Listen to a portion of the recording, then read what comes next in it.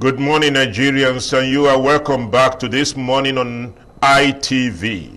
And you know, ITV is certainly the best. This morning we are cruising on the altitude of nationalism and you. The first discussion segment of the program is what we are about to take. I remain your host, Ebenezer Oyetakin, examining how to x-ray good governance this morning. And with me to take on this topic is an accomplished administrator, a politician, a socio-political analyst, Chief Amadi Edime. Thank you so much. You are welcome to our studio. Thank you so much. And much. this morning, in the spirit of nation building, I say to you, nationalism and you. Nationalism and me. I will build my nation. Very well. Nationalism and me, I will build my nation. No one will do it for us except we ourselves. Of course, yes. There have been perennial clamor for good governance. And the word good governance and good leadership have been used interchangeably. And many will tell you the only problem Nigeria is having is lack of good leadership. How would you define good governance as an administrator? Well, again, good morning, Nigerians. And first of all, I congratulate my nationality, the Igala nation, for having a brand new Ata of Igala after over 1 year of the other one that have gone on hunting. Nationalism is a spirit. Nationalism is when you take the nation as a priority. Selfism destroys nationalism. Patriotism enhances nationalism. Religious bigotry destroys nationalism.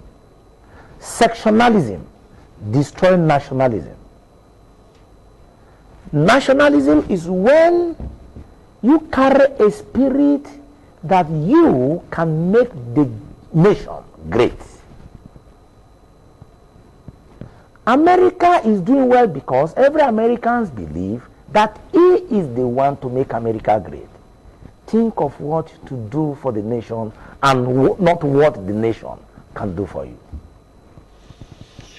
Yes, in that spirit, we are taking a very deep look at act of governance this morning.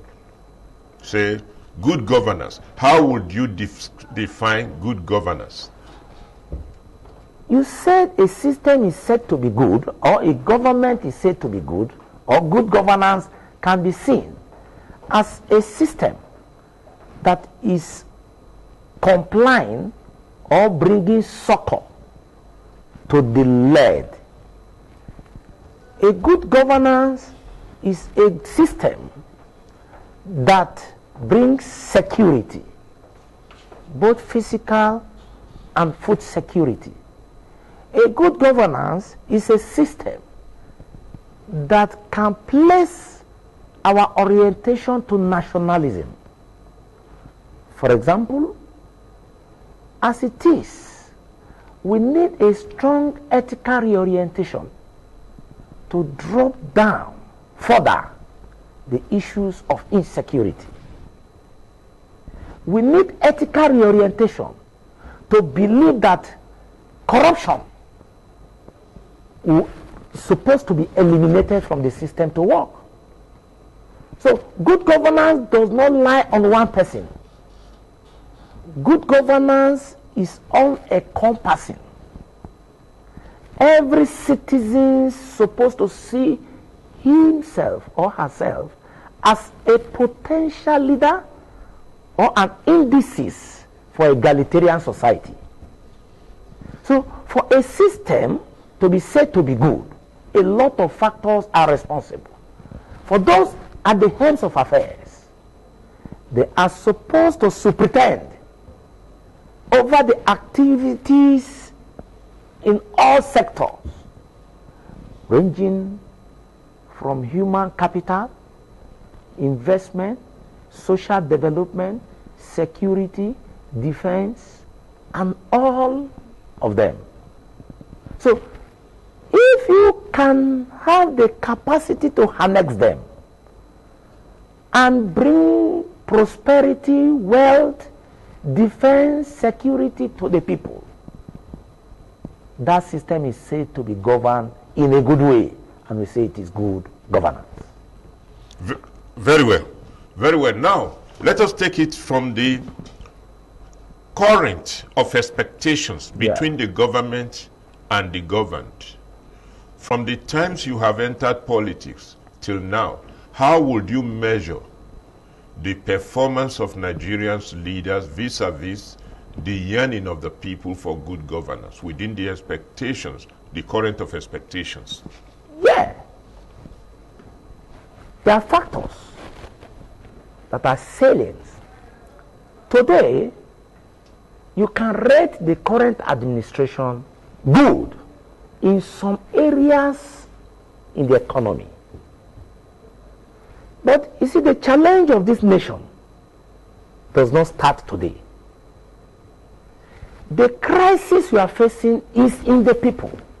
But some leadership, especially the long stay of the military juntas, of the military boys, destroy a lot of our hegemony. So the current administration have a lot of problems inherited. But that will be a blame game if you continue after 6 years. So the only thing to do is to put the right peg in the right hole.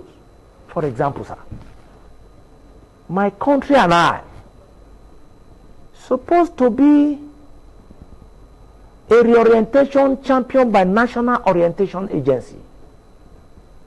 This is the body of government responsible to bring reorientation.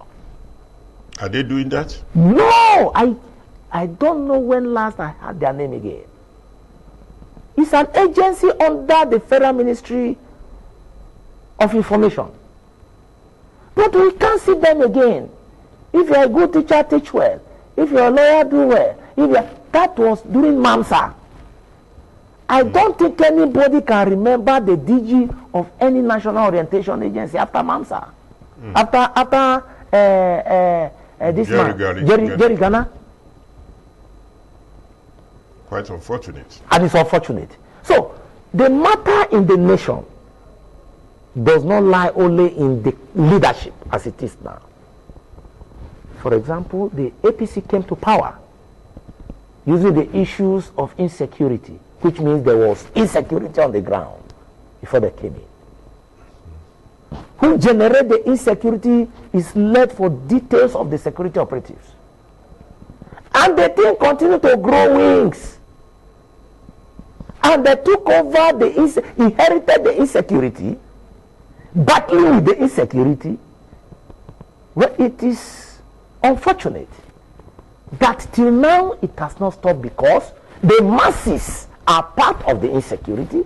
They are the architect and the onions.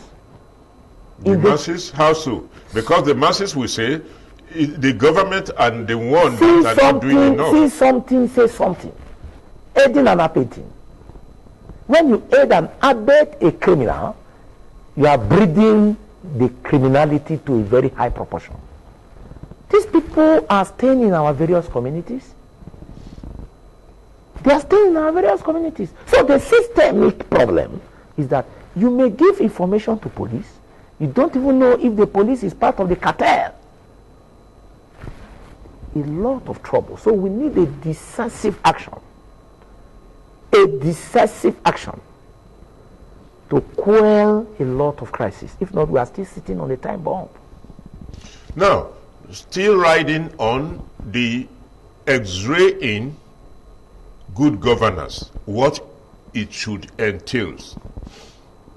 Some people have described as government, they have described the government as a body of like a board of trustees for a corporation. Yes. The Nigerian nation is as an entity with a constitution that define whom we are is the corporation. Yes. Those in leadership are board of trustees, yeah.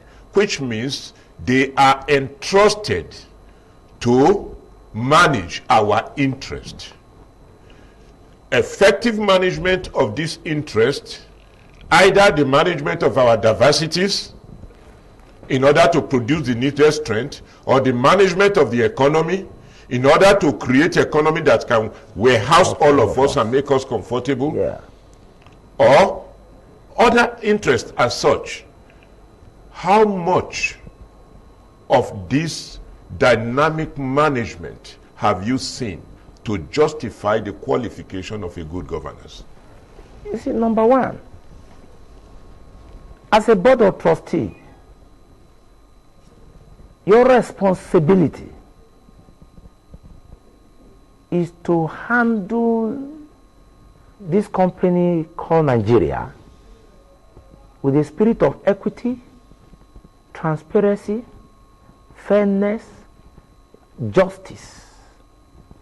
When these are not available, of course, every sector of the society and every of these groups must react, because it's a common patrimony. We own it together. So when we own it together, and you the entrust in your hand cannot administer or apportion it equitably, it brings resistance. It leads to the issues of IPOP, brings to the issues of Odua OPC, and all manner of the pressure groups you are having in Nigeria. A man eating don't talk. When you see too much quarrel, it means somebody is cheating somebody. So if the rate of trouble is high, it means there's challenges somewhere. As to the management of the current administration, we see that in the economy, a lot of things are going wrong. And I want to believe that there are certain persons responsible for certain assignments that are not doing the assignments. I don't know what the CBN governor is doing. Naira has just become ordinary paper. I don't know what they are doing. And they'll come to tell you they are experts and brings in all manners of theories and indices. And Naira today is getting to almost 600 Naira per dollar. If they remove we are hearing, if they remove the subsidy, fuel subsidy, and we start buying fuel as much as 360 Naira per liter, what happens to us in this country? What becomes of an ordinary man in the village that does not have a source of livelihood than petty trading? Now, taking a ride from there, thank God you talked about the depreciation of the Naira, and well, now let us take a look at it. Let us take a look at it this way. When there are delegations of duties, either by appointment or by elections, when there are delegations of duties, there should also be a concurrent monitoring system that ensures that those that are entrusted with those duties are performing optimally. Do we have that? Because do we have enough of that? Because that is one of the indicators of a good governor. We don't have enough of that. Why so? Because if you say things are done in quota and not on merit, then you can bring any kind of human being from anywhere to feed in the quota. And of course, at the level of leadership we are looking for, a leadership that can manage a system without supervision. But do you know, quotas is in order to produce inclusiveness. Inclusiveness yes. And justice. And you mentioned about justice and the rest of yes. it. And I know also that there is no segment of Nigerian society that do not have a qualified people that can. But the challenge is systemic. Okay. Now, for example, there was a time in Nigeria we have our 11 players from either Benin or South, all of them. And we used to come home with cup.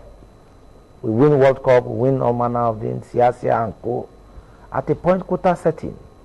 We start bringing people, we must put my person there. And today, what is the story of Nigeria in the field of sports? We are not saying quota inclusiveness is not good, but bring the best from those regions. Where people that have no capacity get to power via manipulations of friends, of population, you see what we are witnessing in Nigeria. We are not against you bringing best heads from your area to man governance. One principle in management is that you don't embark on what you cannot supervise. Yeah. That is, you don't widen the horizon of your involvement. You dive into this, you bring from abroad, you bring from this thing, and jam all of them together. And the rest of, because if you embark, the management study student says, if you embark on what you cannot supervise, then the system is bound to collapse. Yeah. And these are some of the indicators of good governance and things of that nature. Yeah. How will you relate this to how we have been operating as a nation and government? It's still going to systemic problem. For example, if a president emerges as president, he will not know the ministers that they are bringing on board. They are being recommended by either governors or various communities to come on board. Now, what is good in South-South, what is obtainable in South-South and they clap hand for them in South-South, may not be obtainable in the northern Nigeria. So our diversity, instead of becoming a blessing, sometimes become a curse. And it is because of our, just as we said, my nation and I, nationalism and I. So if every Nigerian can see themselves as leader, proudly saying that I am a leader of this nation, I think we'll go far. But as it is, a lot of them are coming to power, selfism. Myself and my family, myself and my community, yeah.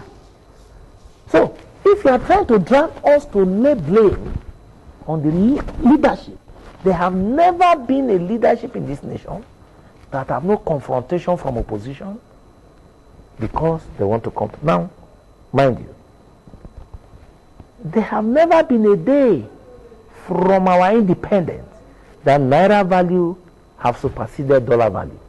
Rather, it continues to go down, As our population continues to increase, our naira continues to devalue. As we continue, there have never been one day that, okay, today the way dollar gain against naira, today naira have gained above dollar. No, it has always been going down. And nobody and once upon a time, even after the independence, long after the independence, yes, I think till around 80, yes, naira was superior to the dollars. No, there was no superiority. Look at it, sir. I know when they call it pounds in Nigeria, and when they changed to naira, it was 1 to 2. That was the beginning after independence. It was 1 to 2. Now, as we continue to grow, it continues to drop. As we continue to agitate for sectionalism, agitate for independence within the independence, we continue to have challenges and crises and going on. Now, we brought in some, well, we did not bring them. Some element got into power and they start doing anyhow the way they want. And the system derailed. The system derailed before this new democracy. So to get it back on track, there was no serious personality because the same boys brought in all the elements that ruled. We were only a bit lucky that somebody who was sound took over from the military in 1999. Obasanjo is a very sound mind. We were very lucky he took over. But after taking over, he was handed over. So he handed over to people that were not too knowledgeable like him. And they just, your program is fantastic. So we need to go back to reorientation. How I wish National Orientation Agency will adopt your station as their own. And start this mass education and literacy program from even school children.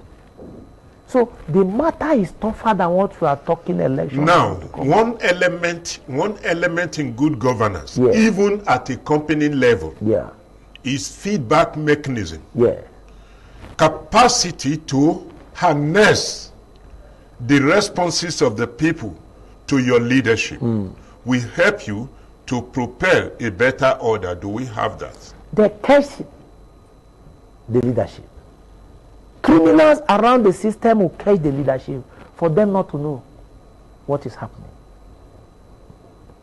You see, if you are close to a government system, some of us know a lot of things, you keep quiet so that things will not go bad. They will catch them, they will tell them we are working, this is working, everything is all right.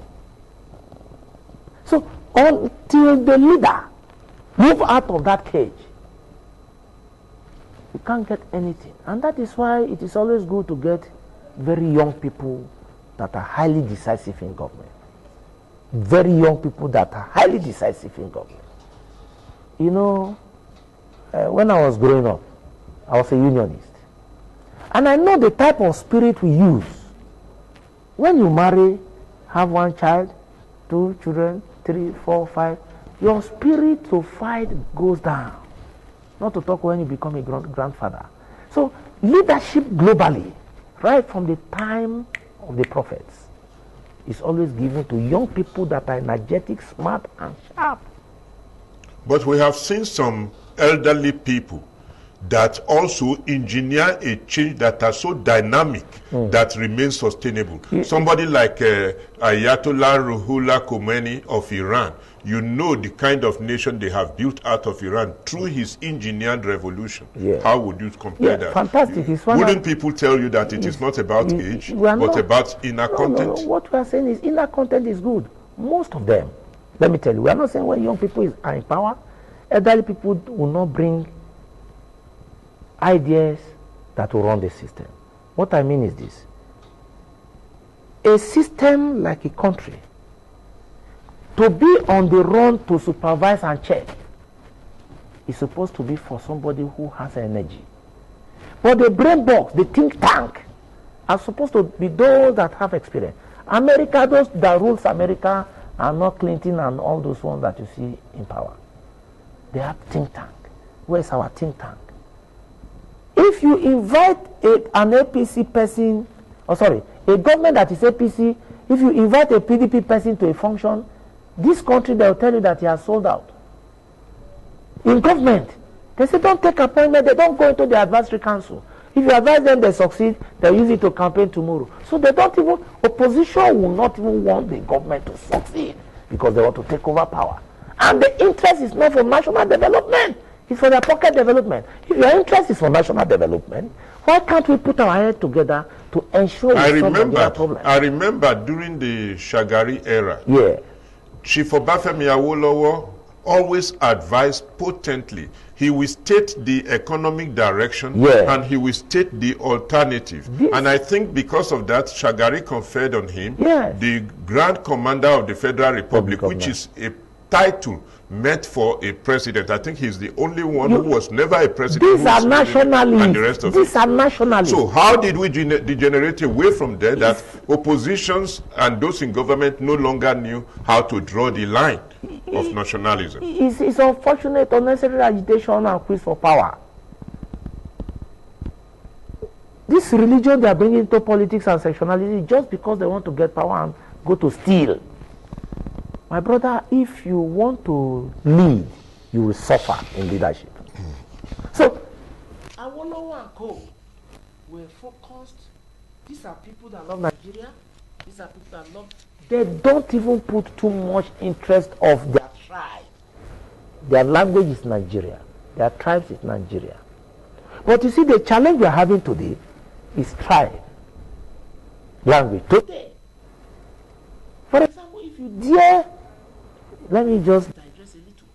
The challenge, when during the last election, some of us dare to say we support none of our own tribal person. It was like we have committed the greatest offense on earth. I don't know if you understand this now. Not minding the capacity. Somebody will come, a professor will tell you that the worst Igala man is better than the best Igala man. Ah! What type of thinking is that? And we tell them that if your wife is sick and they say she needs to be operated, there's an Ibira doctor and there's an Igala doctor. And they said this Ibira doctor since has been operating, nobody have died. And this Igala man, out of every 10 operations, 7 will die. Choose the one you take your wife to. You must go to that Ibira man so that your wife will not die. So we have a lot of challenges, a lot of problems. Nobody's looking at development. They are looking at my tribe, what comes to my pocket. So by the time we have this reorientation, nationalism and I, my country and I, then the people will now know that no, that mechanic there has to do his diligent job, not to do shabby job and collect his money. Value for service. By the time we start to see value for service, my brother, this nation will be great again. Has the people, in your opinion, taking into consideration the large size of our population, over 200 million, and we are having a GDP of about $440 billion, as against the nation like Brazil with 212 million people, which is almost concurrent size with ours, with a GDP of $1,445 billion US dollars. Yeah. When you look at those things and the rest of it, what areas of governance do you think led to this disparity between those two nations, and how can we control it? You see, the disparity is caused by focusless leadership. Now we have a lot of things that could have annexed our resources to bring us to that status. Solid mineral, agriculture, and the constitution, I repeat, the structure. They put the solid mineral under exclusive list of the constitution. No state government can go and tap into solid mineral. Then this issue of confederation. You see, if they are permitted, every state in Nigeria is rich. If the structure permits the state governors to go into exploration and mining and report back to center, you see our prosperity will be faster. You are dragging something you cannot have. They are in the cocoon and the people are suffering. You have raw material, you cannot convert it to food on the table. Have you been to a Ajokuta Steel Company before, sir? Of course, yes. If you have been to that place, you will cry, you will weep. But the kind of nonsense and stupid politics is making up, you are calling Brazil, calling Germany and the rest of them that started together with us at the same time. We abandon our own for political reasons. Even after this democracy has come to stay, nobody see that place as a place to bring Nigeria to prosperity. Go and see what is life fallow there. And check the volume of solid minerals beneath. We are mashing them. They will say oil, oil, oil. Look at the land from the north, green, even in dry season. Go to Israel, sir. I had the privilege of being to Qatar at a point. Everywhere dry land, but they are good in agriculture using canal. We have waters everywhere. Our all season everywhere is green in Nigeria. Ministry of Agri Federal, Ministry of Agri State, Ministry of Agri local government. And they are not doing anything than to collect allocation and steal money. There is another issue. There is another issue that is causing deprivation to government revenue and enlargement of our productivity, because the GDP entails both services and products that you push out as a nation. It is a quantification of your services and for example, our banking sectors. Our banking sectors, all the banks in Nigeria in their numbers, I don't even know how many they are now, but I knew there are very many. There is these things they refer to as stamp duty. the money that is being generated from stamp duties, the report says that it is not being remitted to the government coffers, and that this money is almost equal to the revenue from crude oil, but it is not being incidented into the government coffers, to the extent that President Muhammadu Buhari gave an order to an expert to go after some 220 trillion that were not that is to go and recover 20 trillion and the rest of it, and some people in government agencies that are involved are depriving the persons from performing those duties and recovery and things of that nature, because these monies are being shared among capitalists, pseudo-capitalists, and corridors of powers. What is your take on this regarding enlargement of economic basis? My brother, if the law says that if you steal 1 naira, you die by hanging, nobody will steal. China, you can't dare that. And that is why China is doing very well. Look at all you are saying now. And one man will sit on it and say he's stealing 20 trillion in a country that people are begging on the street. It is a systemic problem. Let there be stiff law. If not, all this psychedelic approach to anti-corruption will not go anywhere. If you steal 1 naira, you should die. Not go to jail or plea bargain. Are you sure that the government? Are you sure that we have a National Assembly that can pass that law? Because not now. Those ones we have, they cannot do that. How would you be able to get those who will be able to do it? Look at the problem of the masses, of the followership. If you have never contested election before, you will not know this detail. You talk well as an activist, they'll clap on for you the day of election. They say, where is your push money? They call it push money. 5,000 per vote. Where can you get 5,000 per vote if you are not a criminal? And they share this money, and the people that share the money come to power, and they go there to try to use the system to recoup and make profit. So it's now a profit-making venture, not leadership-making venture. So the only thing is that now that the level of poverty has gone far, the people's head has to be reformatted. They have to go back to resist bribery and corruption. They have to go back to know the nitty-gritty of leadership.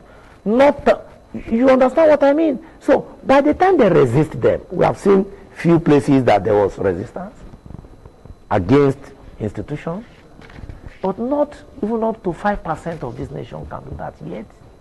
So until we get to that point, there will still be problem. If you want to do election now, they say, how much do you have? Sir, if you want to contest governor, you are from Edo State. Ondo State. Well, Ondo is even pretty better because of your exposure. You people, education have helped you people. In the north, they'll ask you how much do you have. If you don't have up to 10 billion, their governorship.